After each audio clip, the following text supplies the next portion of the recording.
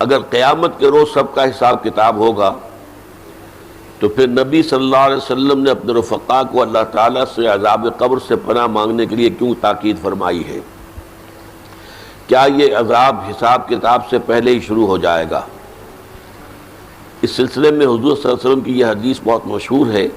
کہ ایک مرتبہ آپ دو قبروں کے پاس سے گزرے تو فرمایا دونوں مردوں کو عذاب ہو رہا ہے،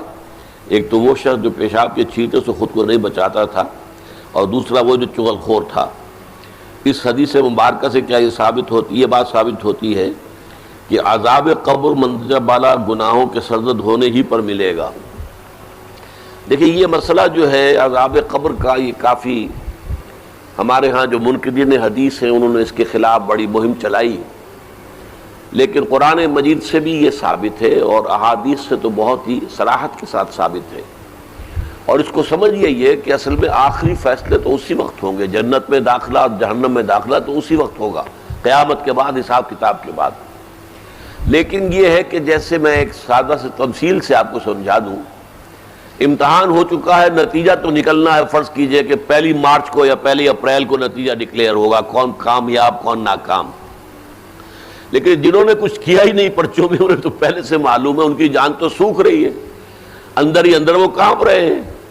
چاہے وہ ابھی یوم حساب تو آنا ہے، ان کا ڈکلیئر تو ابھی ہونا ہے کہ وہ فیل ہیں، لیکن ان کے چہروں پر لکھی ہوئی ہے فیلیور۔ یہی معاملہ ہے کہ جو کچھ انسان نے کمایا ہے عالم برزخ میں بھی اس کی کچھ کیفیات اس کے اوپر طاری رہیں گی۔ تفاصیل میں ہم نہیں جا سکتے کہ کیسے ہوگا، یہ ہم نہیں جان سکتے، عالم برزخ، عالم آخرہ،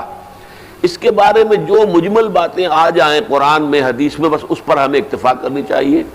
تفصیل میں جائیں گے تو اس سے خام خواہ کے بکھیڑے اور خام خواہ کے اختلافات اور فرقہ بندیاں شروع ہوتی ہیں، لیکن کوئی نہ کوئی عکس ہے۔ سورہ فرقان میں فرمایا یضاعف لہ العذاب یوم القیامہ، قیامت کے دن اس کے لیے عذاب دگنا کر دیا جائے گا۔ تو معلوم ہوا کہ قیامت سے پہلے بھی کوئی نہ کوئی عذاب کی کیفیت تھی،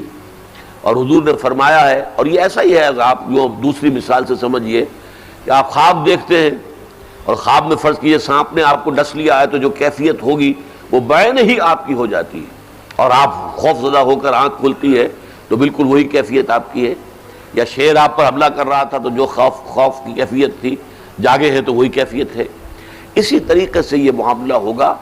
اور حضور نے فرمایا ہے کہ ہر قبر جو ہے وہ یا تو جنت کے باغیچوں میں سے ایک باغیچہ ہے اور یا دوزخ کے گڑھوں میں سے ایک گڑھا ہے۔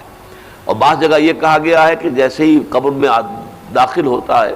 تو اس کے بعد جو ہے یا کھڑکی کھول دی جاتی ہے جنت کی طرف سے کہ ٹھنڈی ہوائیں اور خوشبوئیں آتی ہیں، اور یا یہ کہ وہ ایک کھڑکی کھول دی جاتی ہے جہنم کی طرف سے کہ جس سے کہ لو آتی ہے، لپٹ آتی ہے آگ کی۔